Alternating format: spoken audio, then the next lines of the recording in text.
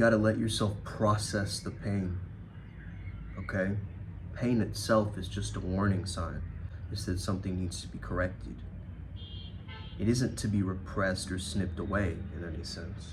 You got to use pain as your pre-workout. You got to use pain as your fuel. A lot of the problems in your life can be solved by you just feeling through your feelings.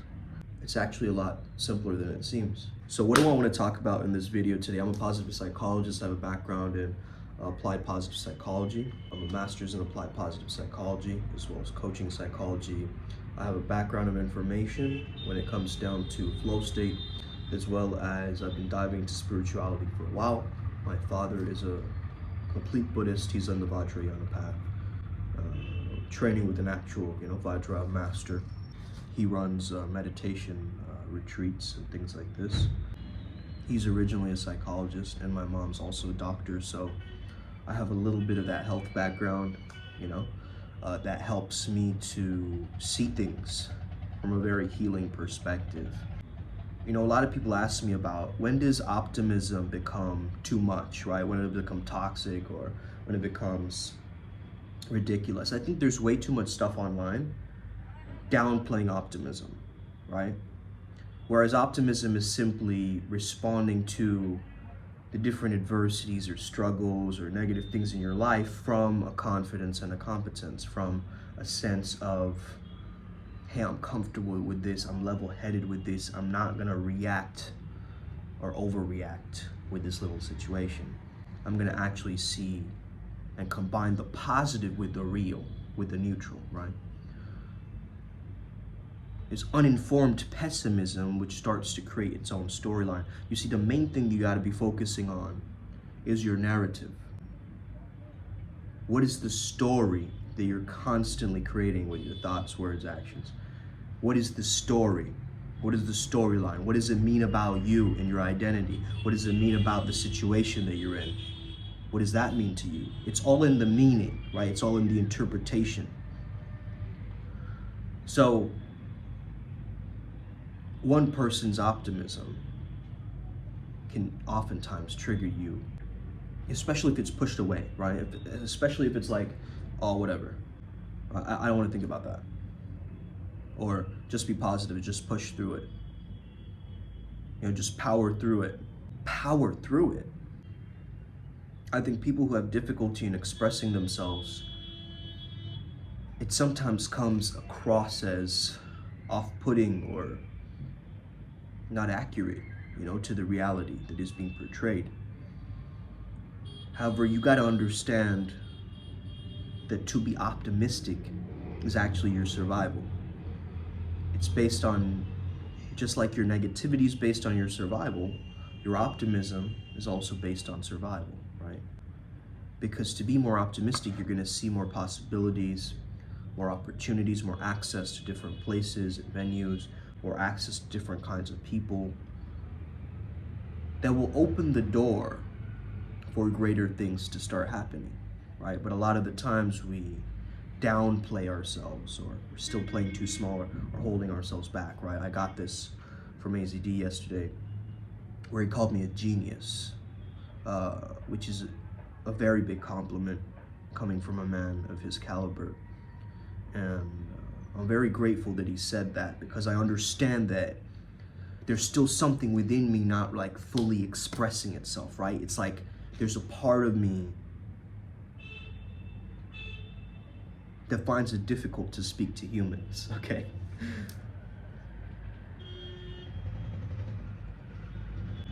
I have a very unique perspective, and oftentimes I find it very difficult to bring it down to earth. So I want you to try this meditation right now. Basically, what I want you to do is, I want you to focus on smiling. And then imagine the energy of the smile, which is right now, it's around your mouth. See if you can travel it up to the top of your head. See if you can bring it down to your neck area or your throat. See if you can bring the energy, the vibe, right, the vibration of that smile down with your intention, your awareness, your attention. Good. Now let that smile go to your shoulders, through your arms, through your fingertips, up again to the shoulders, top of the sternum area, kind of here, chest area, then going down into the torso, the abdomen, the stomach.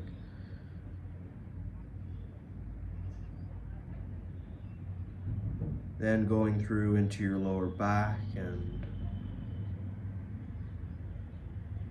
coming into contact with all meridian points. Everything just lighting up with a smile. Your whole body is now holding the vibration of that smile. Send it through to the bottom of your feet, through your toes, through your legs. Bring that smile back up, right where it originally started. So back to the origin point of your mouth.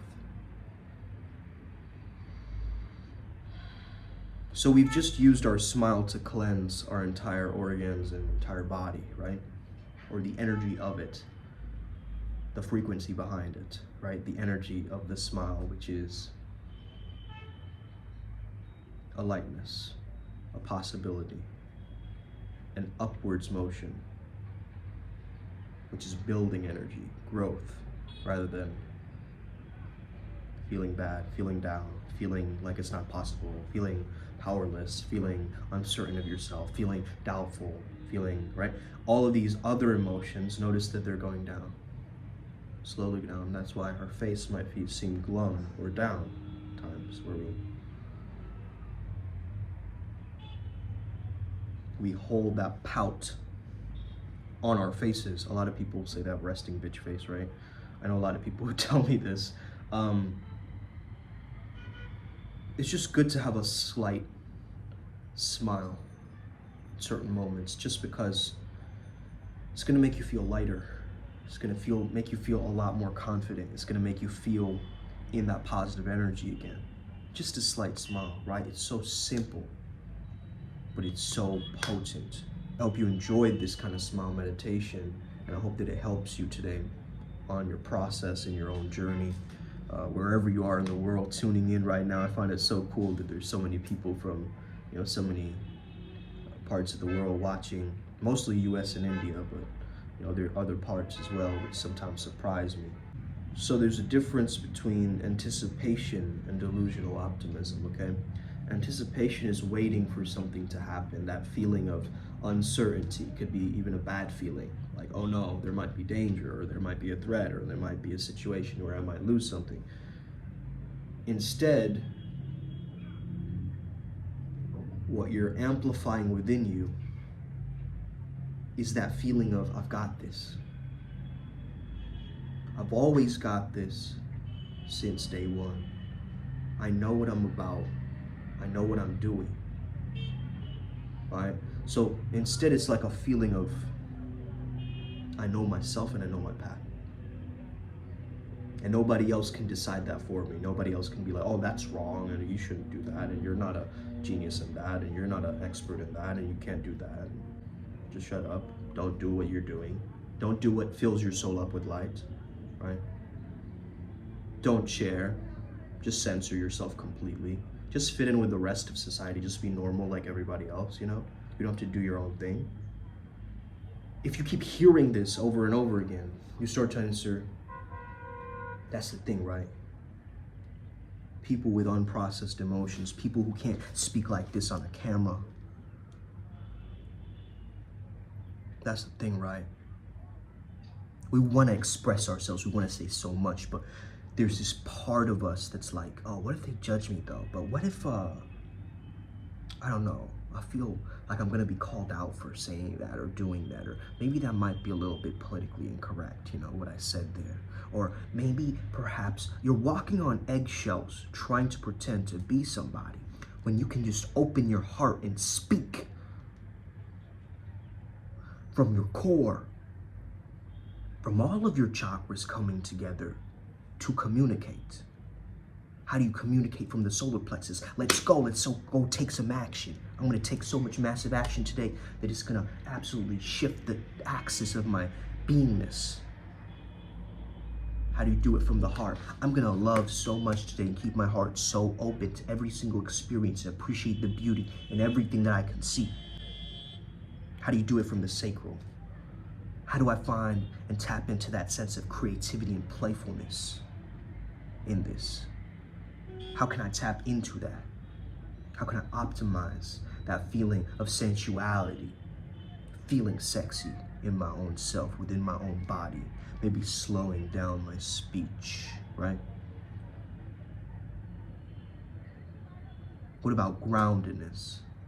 How can I feel so certain, so secure, right? So secure in my own beingness that I deserve it and that I know that things will come to me because I've got a solid foundation. I'm down to earth, right? I'm rooted in my experience. I'm here on this physical plane exploring my physical body. You know, sometimes I find myself slowing myself down or speeding myself up in my own speech patterns, right? And I'm doing that primarily because when I notice myself speaking very quickly, it's the fact that I want to rush through something, right? Gives me this feeling of pressure or tension, whereas there is none. I'm just amplifying it. I'm creating it in a sense, right? And pushing that energy out there, like trying to be more entertaining or, you know, trying to show off or trying to, you know, fabricate stories or things like this, right? We oftentimes do this. We can do that through our third eye as well, but the greatest way that we can communicate from that is be able to understand that I see through this, right? What about the crown filling with different ideas, different datums, right? Information that just flows in and you don't know what to do with it because it's so dense and it's so much, right? But it's just so pure, right? My crown is fully activated. I don't even know. I think that's the reason I can tap into these energies so easily, you know? It's not effort for me. It's actually the most natural that I feel because I completely let go of me and I allow whatever energy that there is to come through and invoke them and call them through, right? But then I start to understand like, yo, there's something deeper here. So back to this topic of optimism, right? So I want you to look at happiness like a consciousness of growth and almost like you're looking forward to something, right? So plan in a few projects in your next week or what you're doing next week or things that is gonna excite you, right, about your journey. Flow state is all about the journey, right? It's not necessarily about that destination because once you reach the destination, you're probably recovering or out of flow, right? So in a sense, it is that buildup. It is that micro flow becoming a macro, right? And so you've got to understand how to fill in the little moments of your day with activity or even inactivity, right? You could say that from 4 to 4:15, I'm just completely silent, closing my eyes, and you know, or I'm meditating, or I'm, you know, sitting in the park for that long, or I'm going here, talking to this person, right? And so I think a lot of the times we don't schedule in optimism into our calendars, and I think that's where a lot of people are missing the greatest gifts they can give themselves. Like, what would make you extremely positive and really happy? Right? I remember one time I was craving comfort at the time, and I knew that this would give me that feeling of comfort. So once I went to a cat cafe in London, right? I remember I went to a cat cafe once to just go around, drink some coffee or tea or whatever I had at the time, or hot chocolate, and just play with these cats and move around the cafe. It was such a unique and nice experience, you know what I mean? And I really enjoyed that because it's out of the blue. It's completely kind of a little bit, it's not a normal thing to suddenly go to a cat cafe one day, right? It's not really an everyday thing you go to a cat cafe, but that moment was special because I felt that this is going to help my comfort levels. Right, and to be optimistic, you got to get comfortable with yourself. you gotta just relax with it. You gotta be comfortable with whatever information is coming at you. You gotta sit with it and relax into it. Okay, that's not nice to hear you say that, but I understand. And I know if we work on this together, we can make this possible. We project a lot of our insecurities onto other people, right? We do this quite a bit as people. Sometimes we'll really, project our insecurities onto someone else. And if you notice that you're doing this, right, you gotta catch yourself in those moments when you're doing that, okay? Because then you will truly find where the optimism lies. Basically, it's the difference between having a fixed mindset and a growth mindset, right? So optimism allows for you to see more than is actually there, which is a gift that we have, okay? It's that idea of creativity and seeing more and maximizing a situation for what it actually is, right? And so we could see this as a back scratcher with Mickey Mouse's face on it, but then we can also see it as, a magic wand. And that's me going into my childlike creativity mode, right? But now I see so many possibilities for this, right? Now it just looks like I'm in the Hunger Games or something, and this is just my weapon, right? Now I've just made it a part of my jewelry design. Now I'm actually scratching my back with it because my back needs scratching, okay? Why does Mickey has that? It's so funny how, Walt Disney just went in with Steamboat Willie, right? And he was just like, I'm gonna make this guy have this really high pitched voice and do this thing like this. And he just stuck with it, right? And he convinced people that this was the thing, this was the animation coming through and being made real. Because he believed in it so much. He believed in this guy, right? He believed in Steamboat Willie, which eventually became Mickey Mouse. And that is so powerful as a lesson of optimism. You believing so much in this invisible mouse character that doesn't really exist in the physical world, but you thinking about it so much so that it becomes alive in that world, and then you animate it using technology to bring him alive. This is why I've been fascinated with cartoons and different shows of animators, really pulling through their own creativity, because the rules of the animation change depending on real life.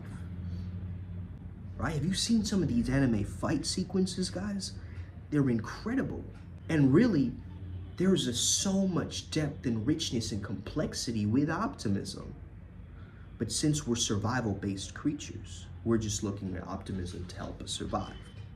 Real positivity inspires purpose and a hope that you're gonna get that outcome, okay? So let's say you're on the treadmill and you're running, you're like, oh man, I'm so fat. I'm getting so sweaty, this sucks.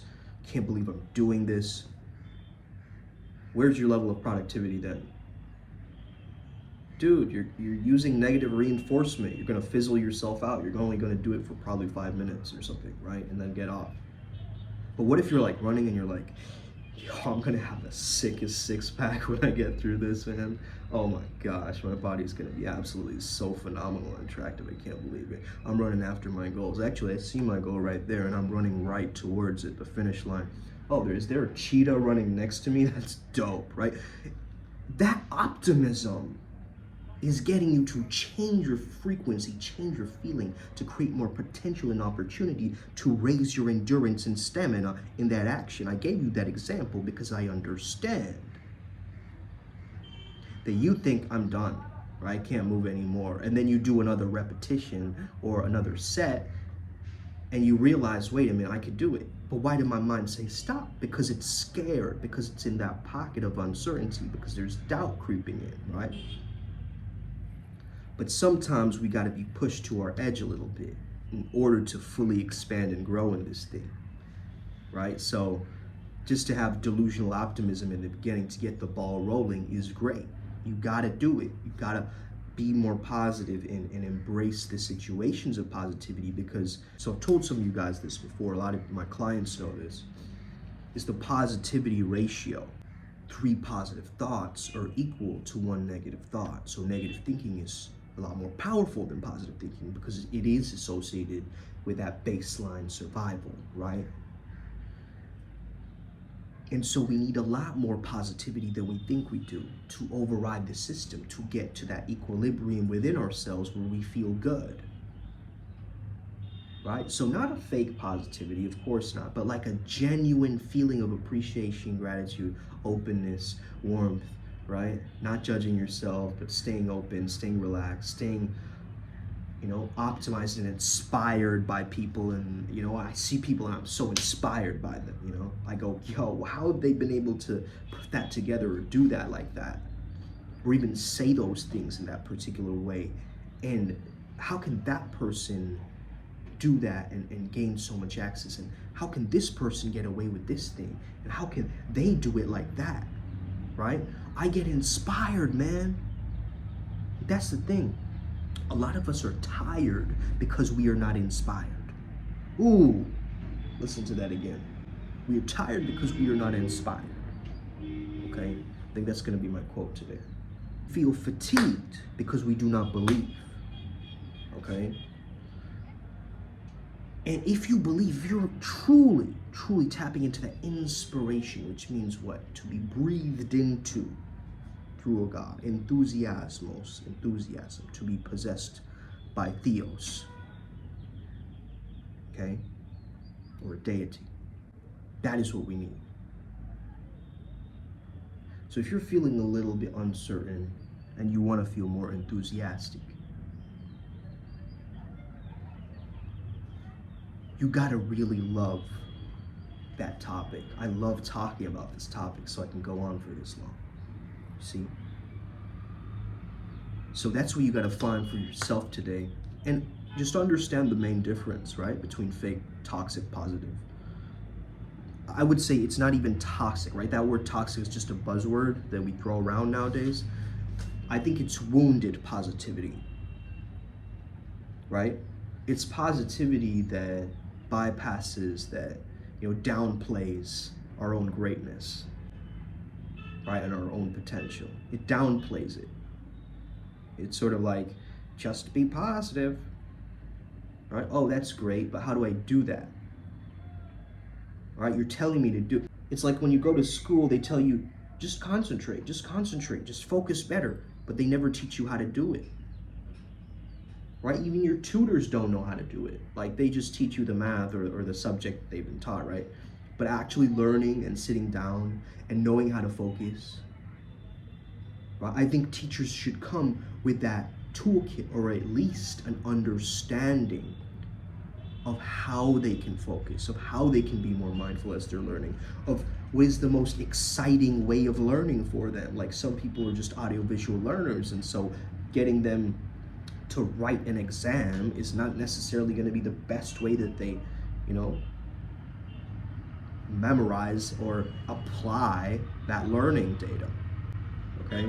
So anyway, I'm going a little bit too far with this, but yeah, I hope you guys enjoy this video. Have an incredible day. May the flow be with you and stay legendary. Have an incredible, phenomenal, optimistic day. Let's go. Wow.